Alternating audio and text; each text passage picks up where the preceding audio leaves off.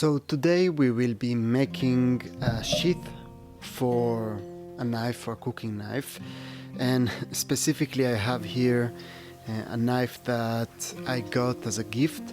It was a bit broken and kind of neglected, so I was really happy to get it, because always when you have a tool that has quite a good steel and that you can see that it was well made, even though it lost its sharpness and it does have some dents and defects, you can still hone it, you can still sharpen it and take care of it and use it as if it's new. So I have this knife for around a month now, since I got it, and as you can see, it's made out of carbon, so whenever I cook with it, it gets a bit of rust. I try to wash it, I try to dry it, but I don't really have a proper place to put it into. And that's why making a sheath for a knife and for a tool is really important, especially one that you care about and one that you like and one that you use a lot, just so you will have a place to quickly put the knife into, and that the tool that you want to use will be as accessible as possible. So basically just having the knife laying around in the kitchen wherever I use it, just next to me with a sheath, will be really useful. So let me take you closer and show you a bit the tools that I'll be using to make the sheath, the materials, and we will get into it. So I have here the tools and materials that we will be needing for this project. I will start with the materials, which are quite simple. I have here a piece of wood that I found in the trash around 3 years ago, and this type of wood, I believe it's pine, usually used for construction sites, or just you can buy it in most hardware stores.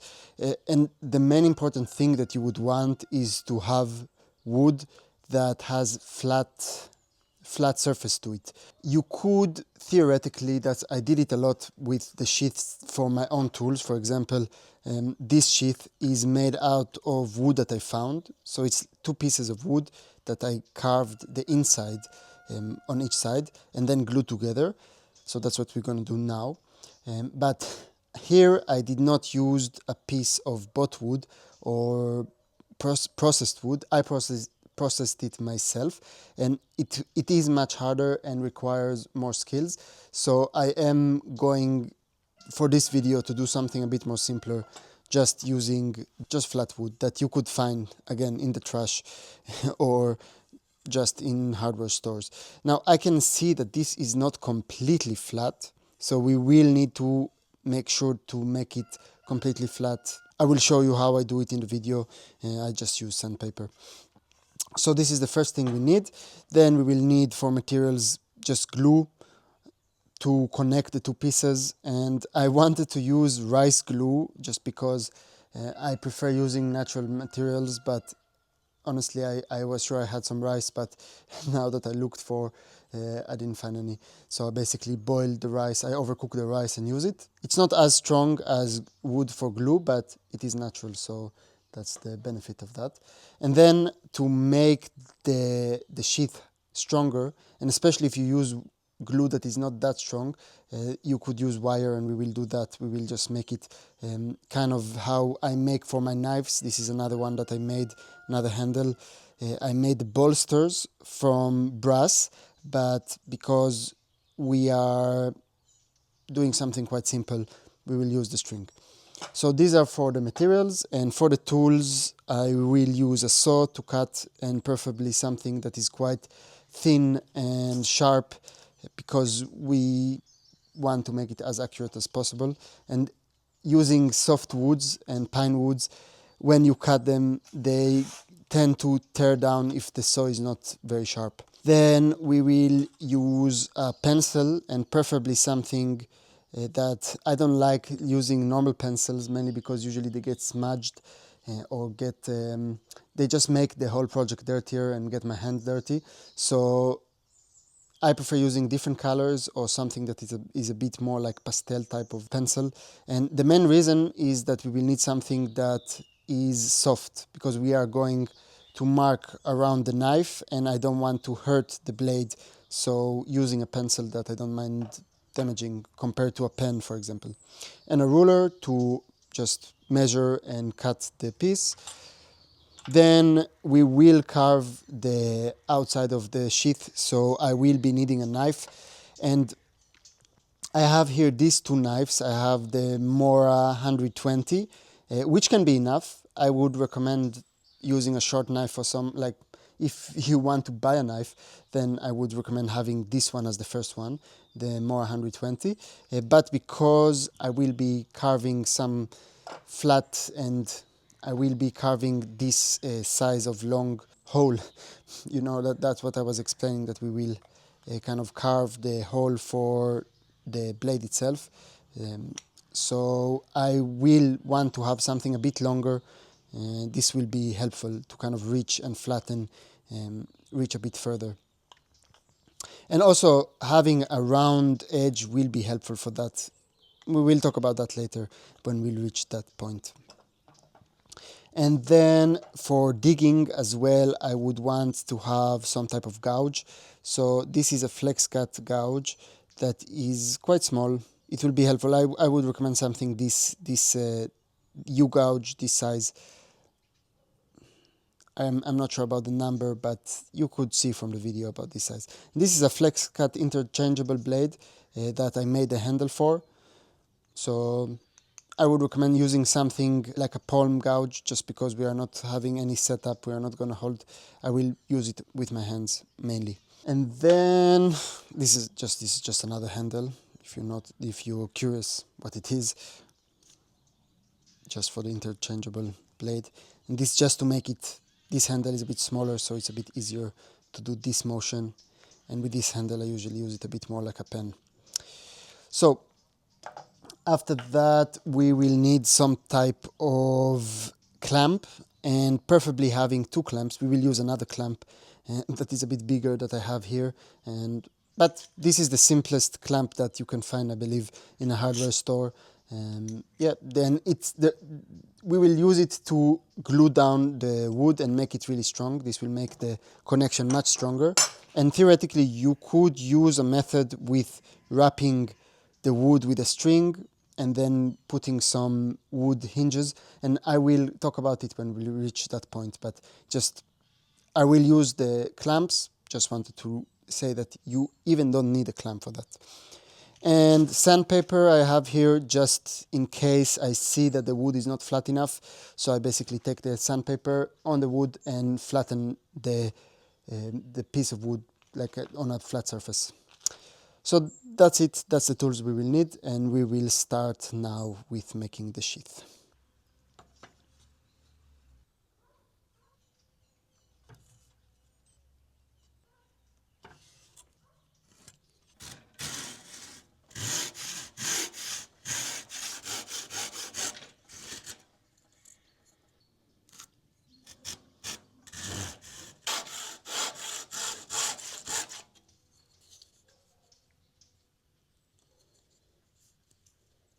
So now that I have the two pieces, I just take the knife and I kind of decide which part I want to be the bottom. The problem is that I didn't cut them as straight as I wish I would, but it won't be that big of a deal. I will just carve it a bit against the grain. Obviously, if it would be flatter, it would be preferable. But I think these two will be the bottom here. So I can even mark it so I remember, just in case. Now I'm going to work on one side, so when I will move to the other side I will remember. So now I will take one piece and I will put the knife on it, and kind of I need to make sure, something that I want to say before also but I didn't, that when you choose a wood, obviously you would want to have something that would fit the width of the blade. Now this one is a bit on the limit. I would choose something that is a bit wider. I always like having some room for mistakes, especially with wood carving, mainly because you cannot add material, you can only remove. So once you make a mistake, it's just good to have some more room to fix, and this is something that I always make sure. But now this is the piece of wood that I had, so that's what I will do. Here specifically on this knife, what I'm doing is I'm making sure that the handle sits straight, and I've kind of see that there is a space here and here that is equal. And now I will take the pencil and I will mark around.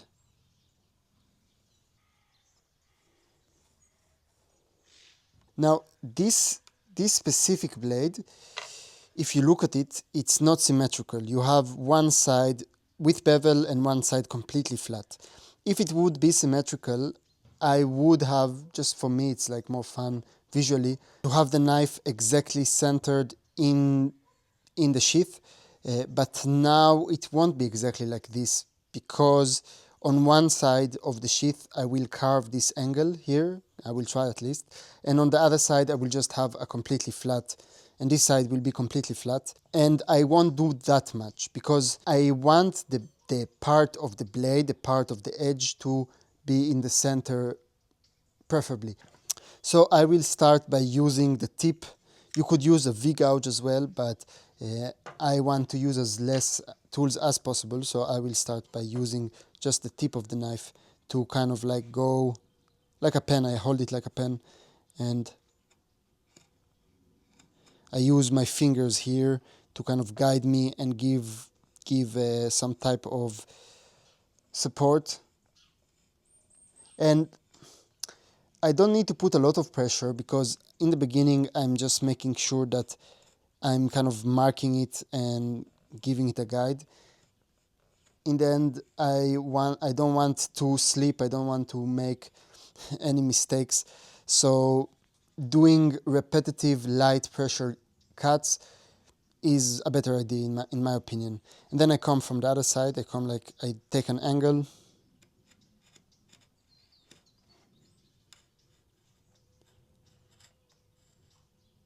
And because this wood is not necessarily the best for carving, like I do need to make sure that I follow the grain, and that's usually the problem with soft woods and with pine woods and this type of woods, that they have the eyes, the rings of the wood.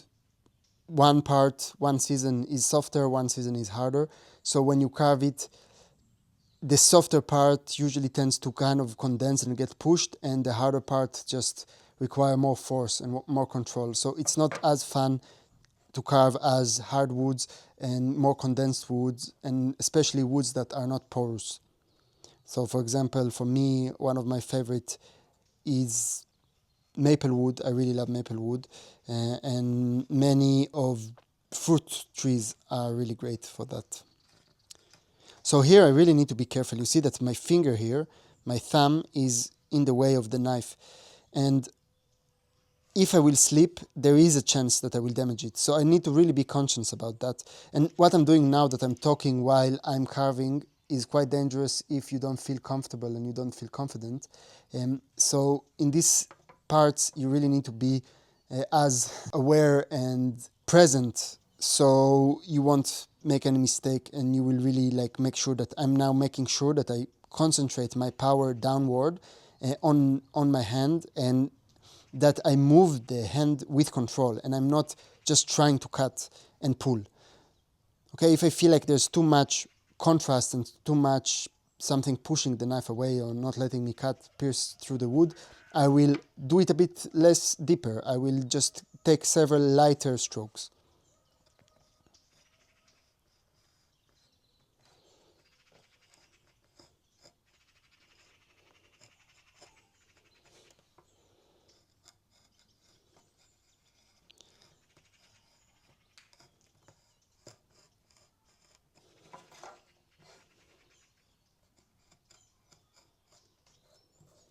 So I will do this side, and I will do the other side, and kind of make the border.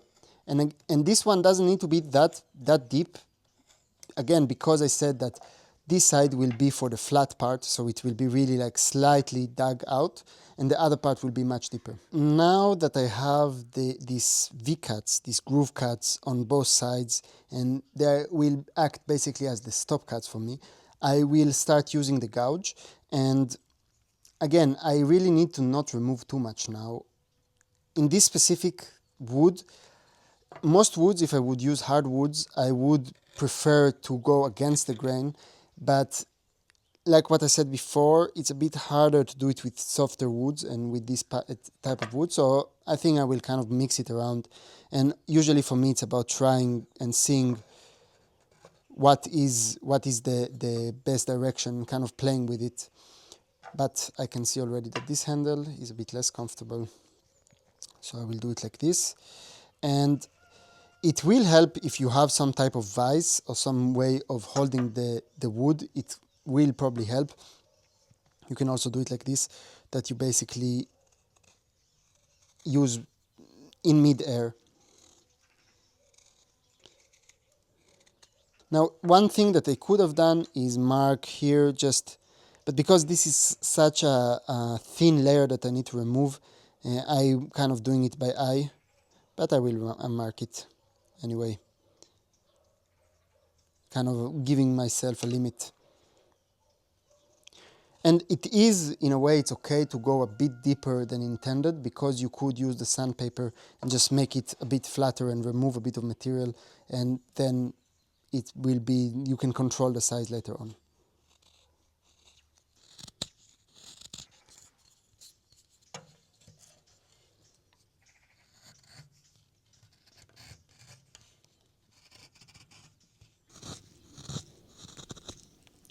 Now you can see that until now, in the beginning, I try not to go too much to the edges, just because I do need to pay more attention and be more careful. So I'm now kind of doing the center, and then in the end, once I remove enough from the center, with the gouge, what I will do, I will kind of come with the edge and just use the edge really slowly and remove slowly the material. And the thing is that you want to be careful, because if you do damage the ends, then once it will be done and will be glued, you will see the marks here when it's flat, and when it's glued, you will just see that it will be less cohesive, less kind of feeling like one piece. Also, this technique is quite dangerous, what I'm using now, because I'm basically having this hand, the wood holding hand, exposed, and it is possible for me to cut into my hand like this. So I do need also to pay attention to that, and either kind of like put the motion and the angle of my cutting upward, that is not to my hand, and just be aware of it, because it's always, in my opinion, when you use different carving techniques, as long as you are aware of the dangers and you pay attention and you are present and you're not distracted. For example, if you watch something in the background, or if you are trying something new and you listen to a podcast, listen to music, doing something that is distracting, talking with someone, there is a much higher chance that you will encounter something that you did not expect, because you are trying something new.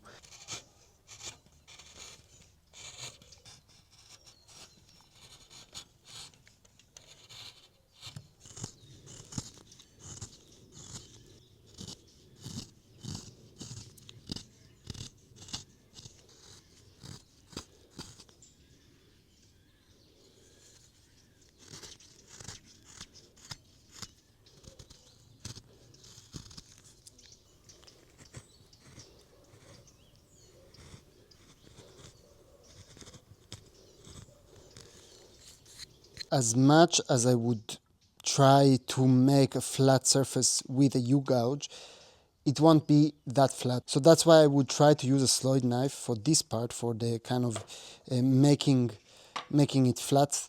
So I can use just a sloyd knife like this. And that's why I was saying that it can be nice to have something a bit longer, like the Mora 106 or a long sloyd knife. just to reach a bit longer and a bit more easier to the parts, especially when you have a bit bigger knife. Now you could, the reason that you theoretically could do it with the more 120 and with the short slide knife is that you have this here, this shape, the shape of the blade that is round, and it will make it easier to reach it without the handle disturbing in the way. So if you would have a flat knife, straight knife, you would be able to reach just the bottom, like here in the bottom part. But when you would want to reach something in the middle, then you do need something that is round and something that you could have some flexibility with. And that's why I really love having like the slide knife instead of a straight knife.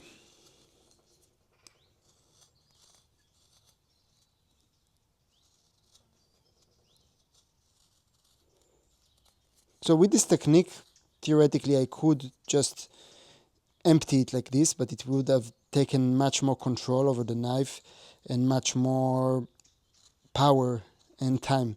So that's why using a gouge just is a bit faster, a bit nicer.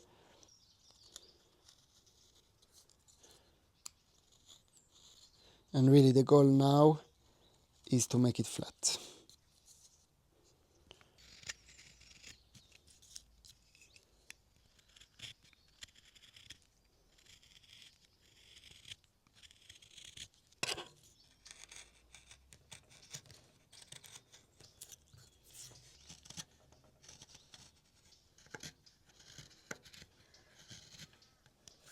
And you see also now what I did damage here a bit.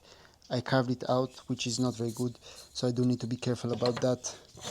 And it's not as important, it's not that important to do that stage, but for me I just want really that the wood, the sheath, will hold as with as much contact as possible the blade, so I would feel comfortable kind of shaking around the knife with the sheath and that it will hold in place and won't fall off. So that's why I'm doing this stage mainly. Okay, for now it's good. It's quite flat, it holds the shape quite well, and I will focus on the other side now, which will require much more digging, and I will not film that part because it's basically the same, at least the marking, everything. The only thing is that it can be good if you want it to be accurate and you want it to be, especially now I don't have that much space, so I can measure, for example, how much is the distance here, and I can see it's around half centimeter, so I will measure from here around half centimeter as well, and this way I will kind of know how to align the blade. Although like I can do it also with my eye, just like kind of understand like the distance. Another thing that can be quite helpful is understanding where the tip should be, and this again I can also check quite easily. So I have here from the back, I can see that it's around 1 centimeter and 6 millimeters. So here also I will know to measure it and to stop it here. 1.6. So that's like will give me the most chance that it will be accurate, as accurate as possible.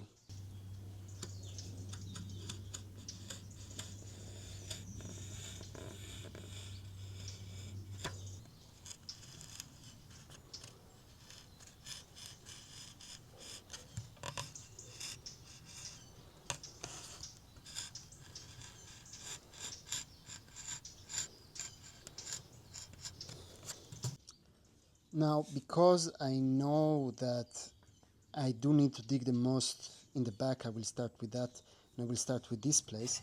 And for this specific one, I think I might even kind of mark, I know that it's around here, kind of when does the bevel starts, so I know what should be flat, and then I need to make like kind of a angle from here to here. So I think it's something like this. And you know, that doesn't need to be extremely accurate. I'm doing it by eye.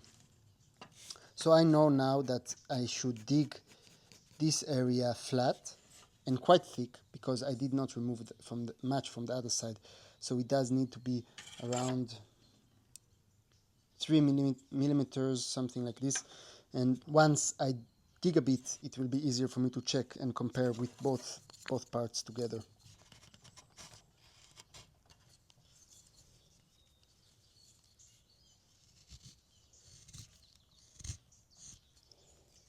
And again, it will be good for me to kind of remember to mark this here.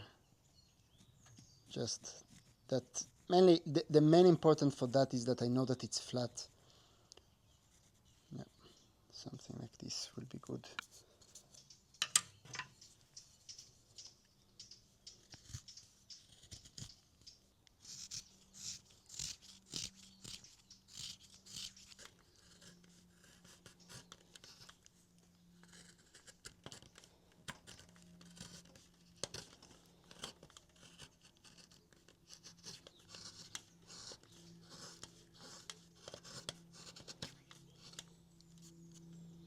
And again, I really need to be careful here on my thumb, preferably having some type of vise and not made of metal, because then, like, if you have the metal in front of the blade, you might hit the metal and damage your blade. And maybe like a bit higher, the vise holding the wood a bit higher, or for example like this, and then there is no way that it will hurt and damage either the blade, or also you need to be careful not to damage the wood.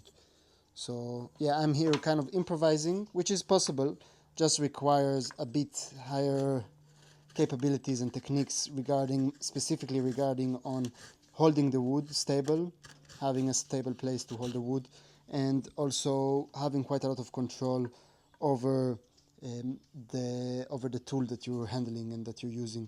And because now I really am focusing on putting down, having contact points with my hand to the table, making sure that the motion does not come from my hand like this. I'm not putting a lot of power. The power I'm putting is more concentrating on taking even layers of the wood and moving very, very slowly both my wrist like this and slowly my hand. And the hand is not to, again, the pulling the hand is not for removing material, but it's more from getting forward and moving the tool along the way. The thing that gives the power is the motion of the wrist, this type of motion, kind of like digging in like this.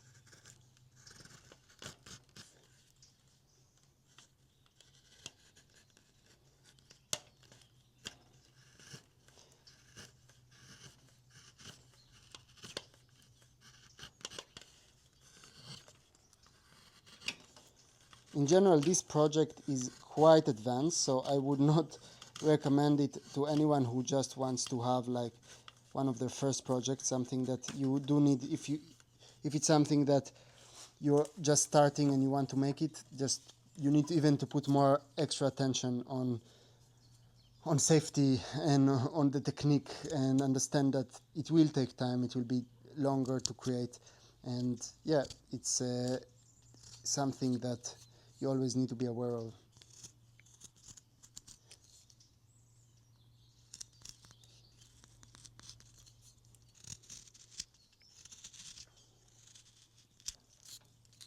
Now, because this side is obviously needs to be a bit more deeper than the first one, after I've dug a bit, the stop cut that I made is now not effective anymore, just I reached the end. So I will need to have a break with the gouge for a moment and deepen the stop cut and the V cut, especially here in the back part that I need to remove. And yeah, it's something that I can only do now after I removed some material, because before I couldn't reach that deep.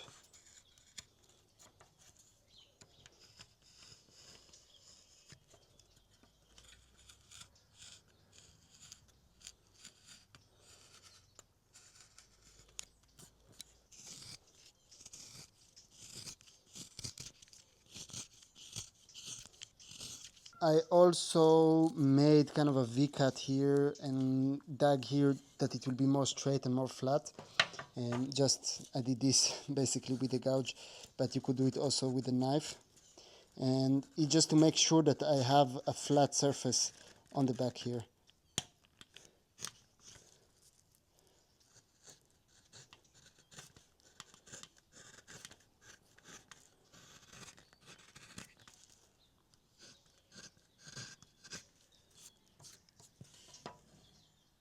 Still, you can see it's good that I marked here in the bottom, because I can see that I removed much more on the back, and I still need to work here a bit more.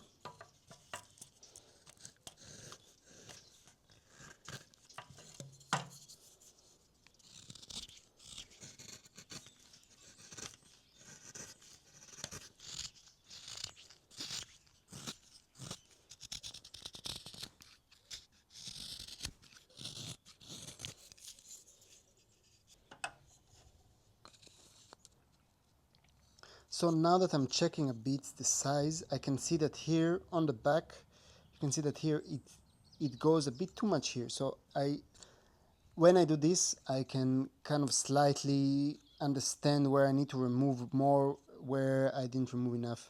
And yeah, so here in the back, now I know.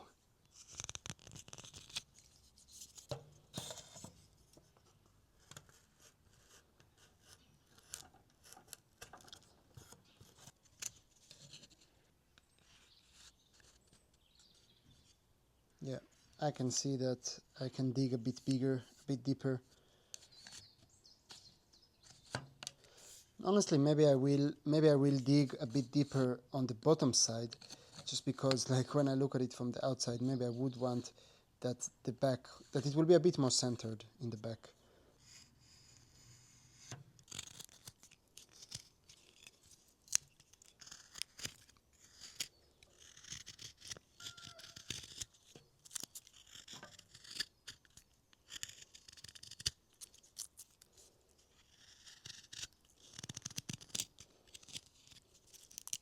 Well, both sides are ready.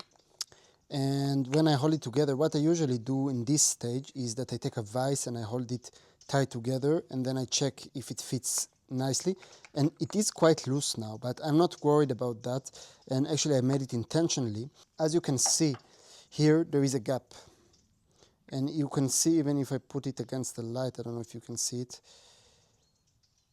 you can see light through the crease, through the connection point. So what I need to do now is kind of flatten it. I think this is flat enough, this piece of wood. I will put sandpaper and I will just make sure that it's more flat on both sides. I will use 80 grits in the beginning and then 220 just to make it a bit nicer for connecting. One thing that makes this part a bit easier is connecting one side with a vise of the sandpaper. And honestly, you can connect two sides, and then you have just a stable flat space for sanding. But I just hold it on one hand and kind of go back and forth like this. It's also good to notice that you don't have anything beneath the sandpaper, because it will affect the bottom side. And this table is not very stable, so I would recommend also finding a space even on the floor, if you have really flat floor, or a piece of glass or something that is really flat, really stable, really hard, and yeah, it will be better. Here I'm a bit improvising, so that's why it's like this. You can see that this is getting removed and the rough places are still, like, you can really see that these two parts are getting in contact with the sandpaper and the middle doesn't, which means it wasn't flat. But it's a good way to kind of like see how much you gone through, and once everything is smooth, you know that you touched everything. And it's good to not put too much pressure on any side of the wood, because if now I will hold it, really put a lot of pressure here, it won't be flat, it will mainly be sanded here. So I kind of put light pressure on everything. I try to spread my pressure along the wood.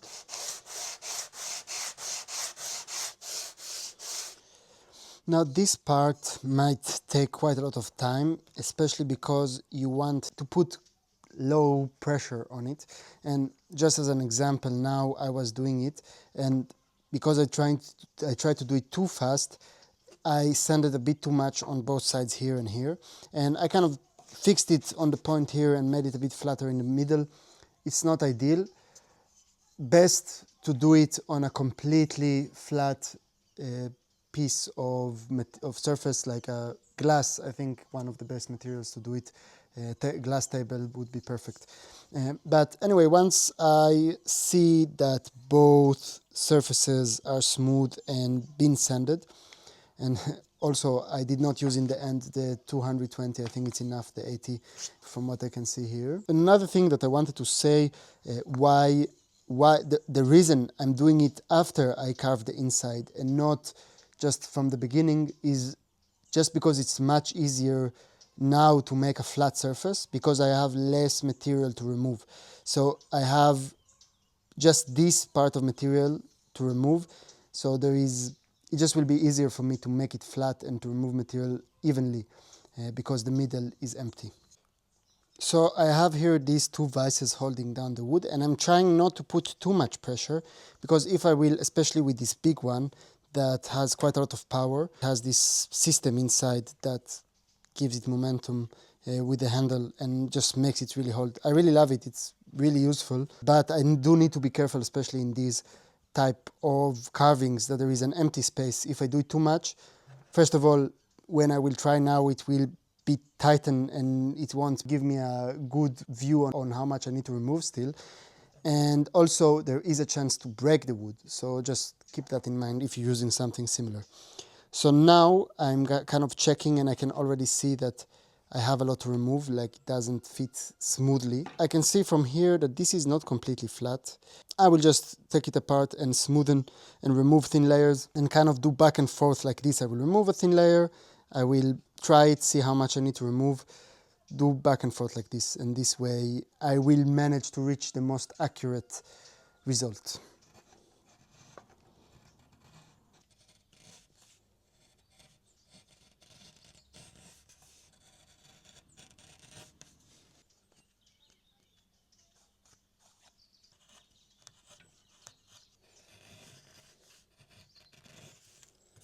Well, now it's almost ready, it's almost good, it's quite sitting tight, the clamps, and it is holding quite well, like it has a lot of pressure, but I'm not too worried about that, especially when I'm using soft wood, because after a while, when you will put back and forth the knife, the wood will naturally condense from the pressure of the knife. So this actually, when it's a bit in the beginning too tight, I don't see it as a problem. It's a good thing, it's what I'm aiming for. So after many uses, the wood will get condensed inside and the sheath will be tight for a long time. So I can see that actually just on the tip I have a problem, because the thickness, I know that the thickness here is basically the same along the back of the blade. So I will just take it apart and kind of fix the tip, and that's it, I believe. One thing you might notice when you do this, especially when there is a lot of pressure and the knife can be a bit dirty sometime, or you can even put a bit of oil, you will see on the wood the contact points where it pushes and already make the wood condensed. So here it's a bit hard to see in this camera, but I have here one point and here one point. So I know, like I said, in the tip I want to remove, and I will kind of work here a bit on this part and maybe remove a bit there as well. It does fit now completely until the end, but I do feel that it's a bit tight, and I'm not sure if it's because I'm holding the wood too tight with the clamps. Even when they are a bit loose, it's a bit hard for me to put in and remove, so I know that it shouldn't be as tight as this. Like now it's basically stuck inside.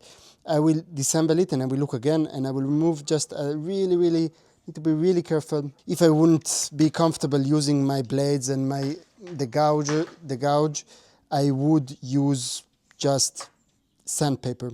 But I see that now, actually, the reason that it got stuck was not, you see what I saw, was that it was stuck inside the wood. So maybe actually what happened was that it was not carved enough here. So I will do that actually. Yeah, I don't see that much here. You see the mark again here on the tip and here. So I know to carve a bit here. Really not that much, because it did fit, just too tight.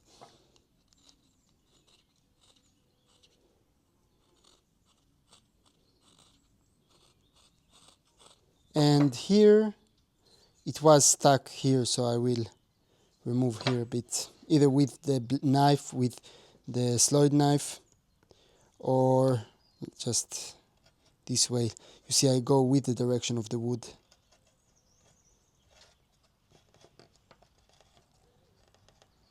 And hopefully this now will be the last things that I will need to have a smooth sheath. Okay, so I check that they are not too tight, both vices, and then here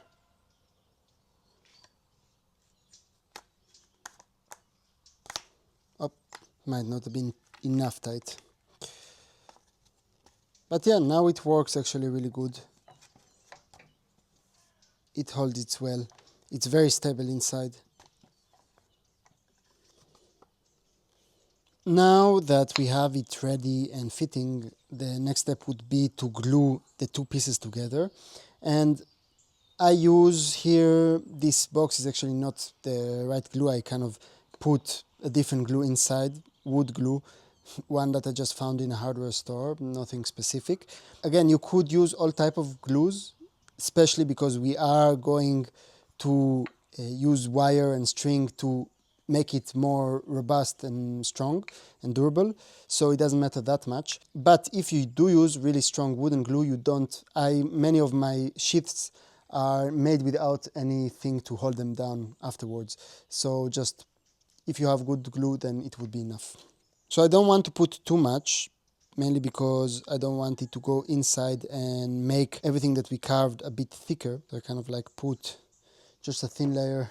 And I usually, if I have clean hands, I will use my finger, just because I'm usually kind of improvising stuff, so I like to use my hands for most things. And it's good that I have the tunnels here, because even if some of it goes inside, they just will absorb the tunnels, the small V-cuts that we made here.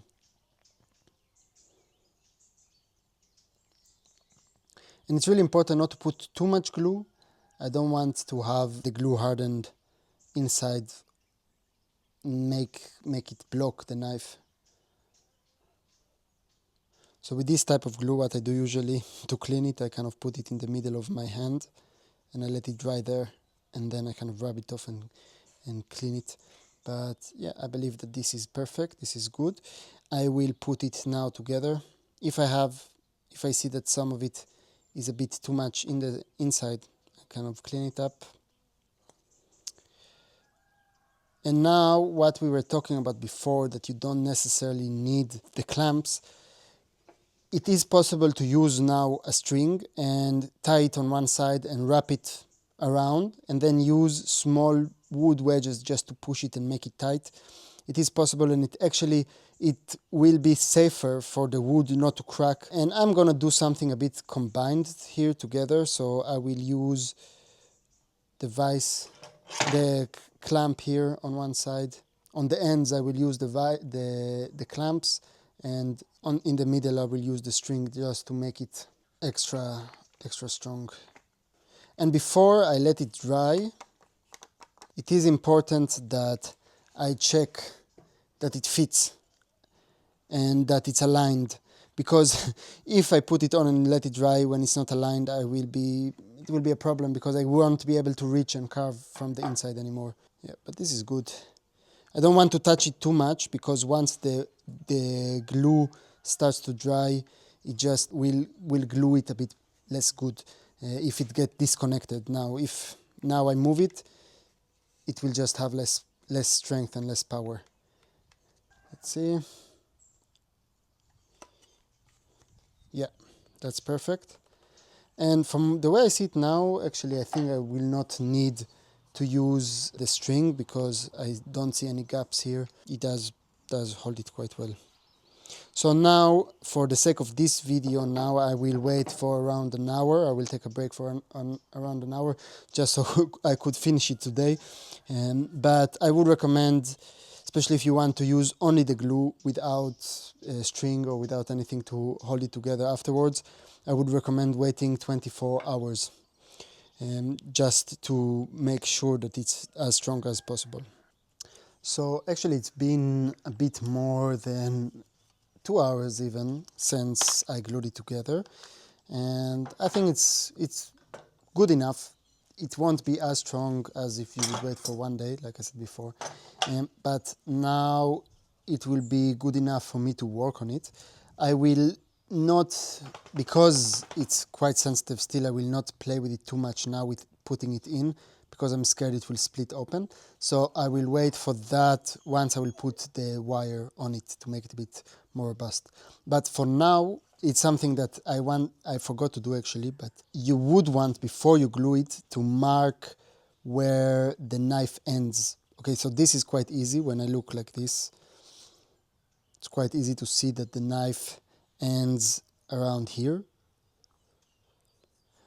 And thankfully I was checking before where it is in this spectrum on the sides. So I remember it was 1 centimeter and 6 millimeters from the back. This is where the point was. And this will help me now when I'm carving the outside, the outline of the sheath. It will just help me understand kind of the shape and the limits that I need to consider. I would know that I wouldn't want to carve too close to the tip. Otherwise, I will risk entering the space where I carved, and that will defeat the whole point of having like a nice sheath. So now I will carve around, and there's a lot to remove here, obviously. And like it would have been probably easier to do it with an axe, just because there's so much material to remove, and probably better to do it before gluing it, because then you don't risk splitting it open. But because this wood is so soft, I feel quite comfortable just doing it with the sloyd knife, and with a knife, and just slowly removing material. And again, I will mark it also here, the edge, and where I would want to stop. And I will kind of remind myself all the time that this is where the knife begins.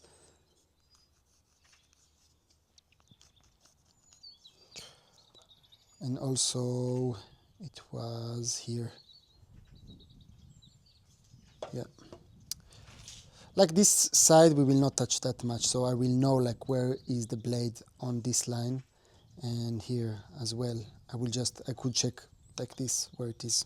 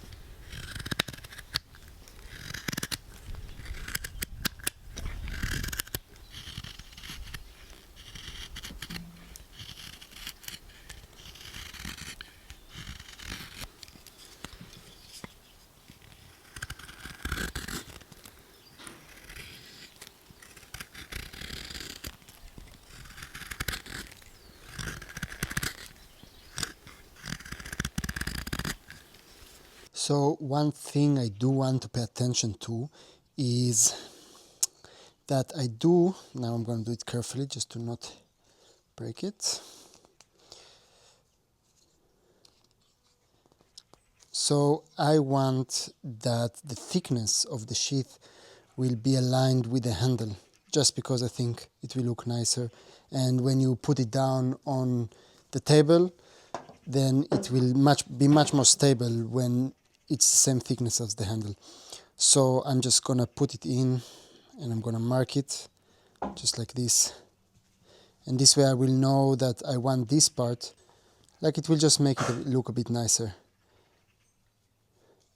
Maybe I kind of like go, and here I just know that basically this part I carved a bit less, so I would not want to go more than this and more than this. It kind of like gives me the borders, and then maybe I will carve this in the end, because obviously it's like doesn't look that nice. And I have all of this material that is uncarved, like that I can remove basically and work with, so it will be fine. I can work until here approximately, and I will still have enough room for mistakes. Theoretically I could carve it while it's inside, but again I'm risking of breaking it and splitting the wood after gluing it, so I will carefully now move it and continue.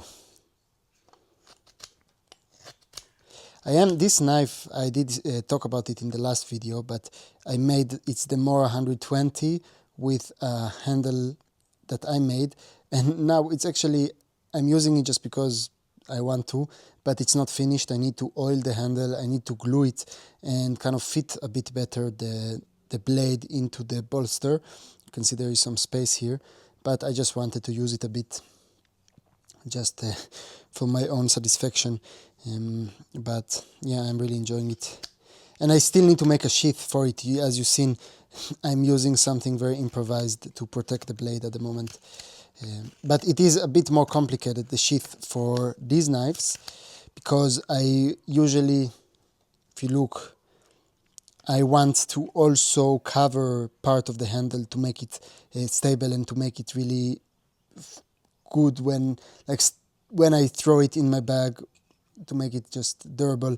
I want it to, that I know it's secure, that once I put it in, I know it's secure, it won't go anyway. Yeah, can put it in my pocket anywhere.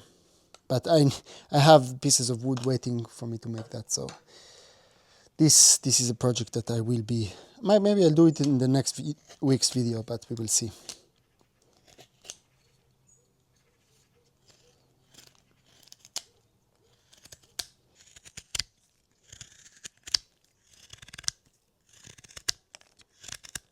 Now, after I reached a point where I thinned it out quite much, and although I didn't finish to make it the final thin and thickness, at this point I feel more comfortable starting to work on the outside, on the outline of the sheath, which means that I need to draw on it again.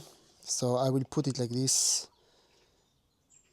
and that's why we made the line, this one, that I know here. We'll just again put it here, and also I have here this line, that with this line I know the height, although it doesn't matter much when I'm drawing, because here.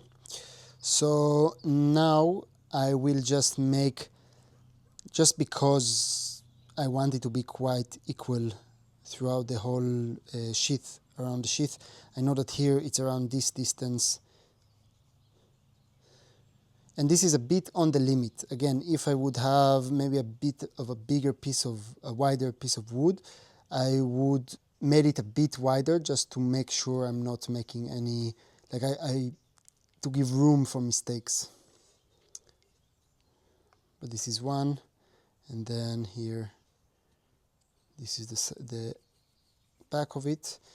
And yeah, like I know I don't want to touch here on this side. In the back it's really already quite thin, so I will really do the minimum, and basically I can already do it with you now. I will remove really thin layers just to make it smooth and to make a nice transition between the two pieces.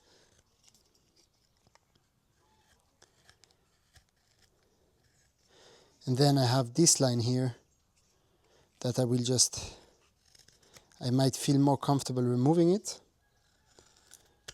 But again, I need to remember that around here it already becomes quite close to where I carved, so I need to just pay attention not to remove too much.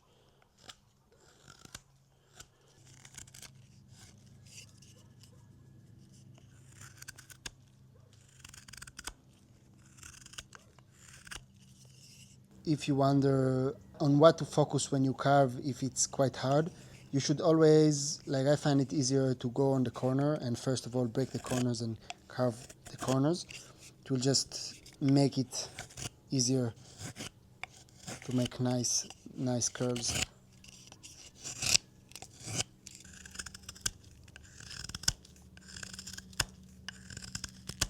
And now it's a bit hard to see it from this direction, but I'm putting my wood holding hand on my leg, and I kind of like do these strikes downward. Gives me a lot of safety because I have nothing beyond my knife, and a lot of stability because I can push my wood holding hand to my leg.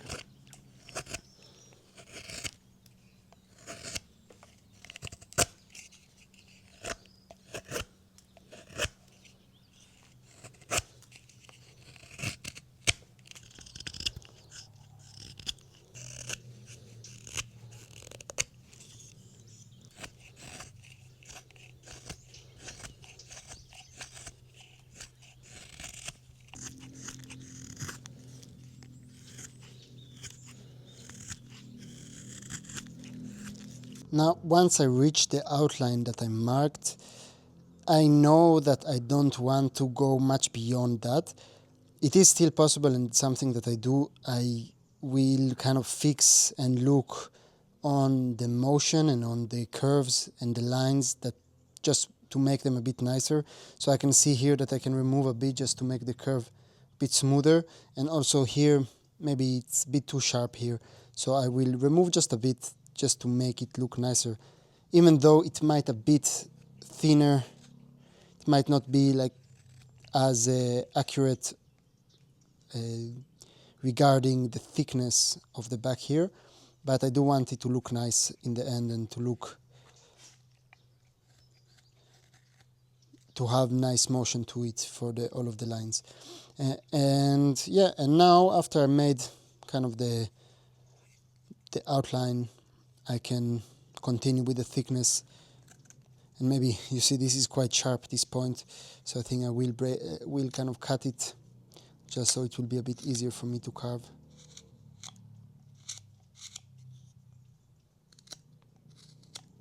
Because now I'm making it thinner, I'm removing the outlines, and I'm keeping in my mind, okay, now I do not continue beyond that point. And actually another thing that before I continue I want to check is, like I said, I think it could be nice for me. I will try, see how it is, but to carve this shape as well. So I could use the saw for that. Actually, I think that's what I will do. And I will cut a stop cut until somewhere until here, this point. And then with the knife, I will smoothen this part. So I will really like put light pressure.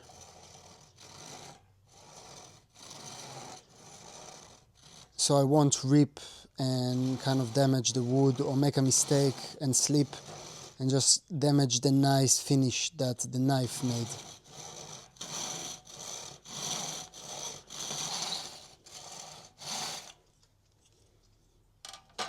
But here we go. This is quite good. I will not do more just to make sure that I don't damage it. And now, preferably using a smaller blade because I will have more control, I will try to smoothen it. And I did this before with a cooking knife that had this angle, and because I used a better wood more condensed wood, it was easier. So this will require, like I might go and strop the knife because it does require quite sharp knife, and I will try to, if I see that I'm pushing the fibers instead of cutting them, I will do like a slicing motion. And when I mean a slicing motion, it's kind of like while pushing I'm also pulling, and this just makes sure that I don't push the fiber apart, push them into each other, and make a finish that is not that nice and smooth. And for that stage, actually, like, it is possible, if I'm really careful, to bring, and then I know better how much I should remove from all point.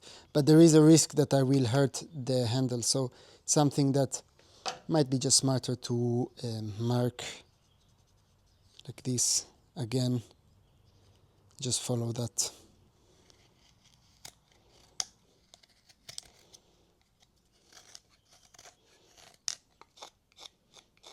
So now it will be a lot of these finishing cuts, so I will be back to you once I worked a bit on the shape. I do need to be careful in this stage because this is where I'm changing my mindset, and I'm trying to like understand that each cut should be much more with more care, and that I don't go too much and make a hole and reach the hole that I made here.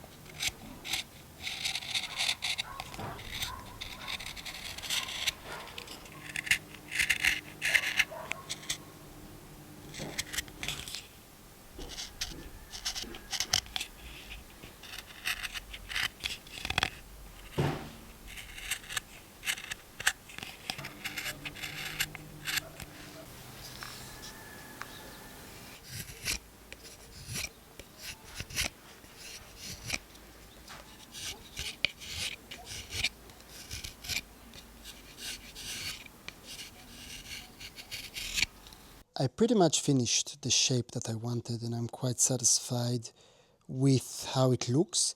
And now it comes to the last part, to the last two parts, which is to make it stronger. Because I did notice, I was kind of considering if I should maybe not put the string on to make it stronger, but then I realized, I even kind of noticed that it started here to crack a bit while I was working on it, and it just meant that even the wood, I don't think it was the wood connection, but just the fact that this wood is not that good. So probably I would feel more comfortable if I would use better wood, one that is less likely to split. So now I'm going to add two strings, basically kind of enhancement on both sides, on the top here and the bottom here, and I will mark, and I'm going to carve, actually I am going to carve a groove, a small one, just so it will not bulge out and it will sit nice and tightly. And now where I'm deciding where to put it really is, I'm kind of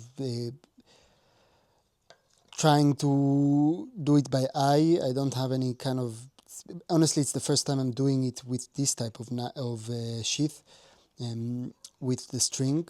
I usually don't leave it, but so I'm just gonna try and we will see how it will look.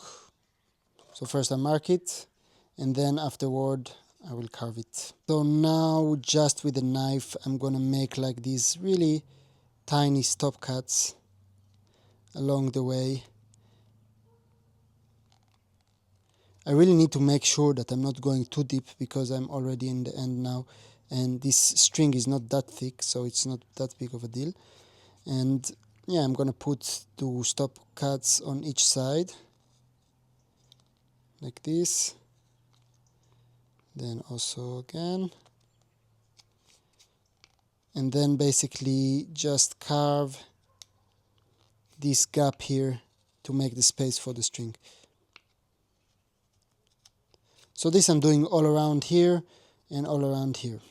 I made that, but I was a bit too ambitious and I went too deep here, so I did make a hole here, which is not that big of a deal practically, especially because I will cover it with a string. I just hope that with time I will not cut the string, and maximum fix that is possible is to also add here a bit of glue and epoxy, and it will make, even the wood glue can be good just to make it stronger, that the string won't be cut. We will move on and we will put the string now. So first of all, first thing, I will do a small groove here for the end of the wire, because we will need that. And this is just so in the end we can be able to close this. You will see it. So I'm going to take the wire and make a small loop, just like this. And in the groove that I made, I will lay it on top of that. And now what I will do is I will start wrap the groove that I made, like the bigger one, the wider one, just like that. And it's a bit harder to do it this way. You can also tape it, the loop, so you won't need to hold it with your hand all the time, especially this part, that it's probably better to have it 90 degrees here. I'm going to do it with my hand just because I don't have much things here right now. I can push it like this with a pencil a bit. So I wrap this around quite tightly. I try to put as much force as I can and push it down just so it look as slick as possible. And it might be nicer to make it a bit wider just to have it a bit more strength. But I'm trying to put quite a lot of force here. And this string is quite good for this. I'm not sure from what is it made, but it is waxed, so it feels quite snug when I put it on top of that. And now for the last one, just so it will fit quite nicely inside, tight, like this. And I use quite a lot of force. I do want to make sure that I'm not using too much force, because then I can rip it. But it's good. And again, because I'm not using any glue, you can use glue, it might be a bit more durable this way, but I don't want to. But it does let me the option, especially if I'm using, for example, rice glue, to connect the 2 pieces. It gives me the option to disassemble it and then actually disassemble also the rice glue, because it's quite easy to take apart. So now, once I have this here, I have this loop that I made, and I have this string that I put around. I will put it inside the loop from the top, like this. And because here it's quite narrow, I need to be careful not to pull too much. I'm going to pull the loop, and I want it to pull it to the middle. So I'm pulling, and now it's in the middle.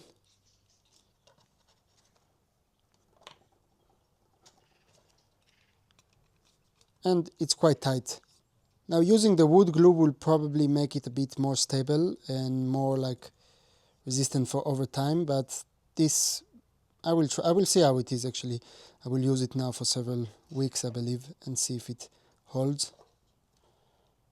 Honestly, this is something I haven't done as much, because I usually don't you either use brass bolsters, but I did want to see, I saw it on some Native American tools that they were making, they use this technique.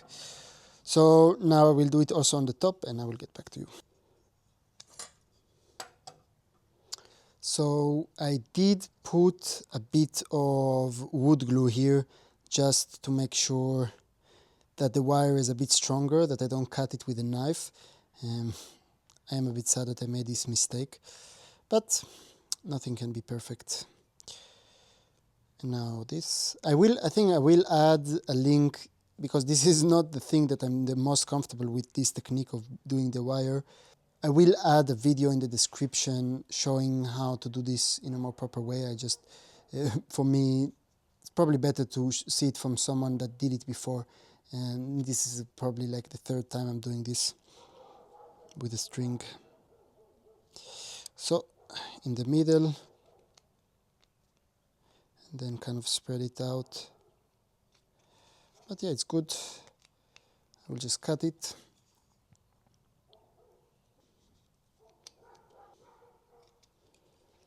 And that's it. Now this is mainly just to make this stronger.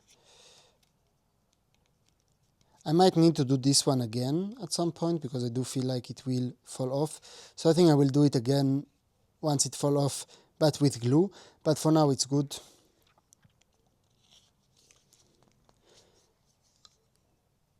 And now for the final part, which is the oiling. So I have here walnut oil, and just gonna put it with the string as well. Oops.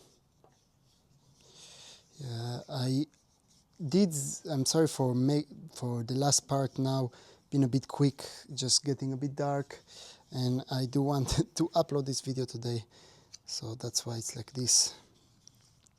So now I'm putting one layer of walnut oil, and I'm gonna wipe any excess oil and do this for the next 4 days, kind of like put a thin layer for the next 3 days.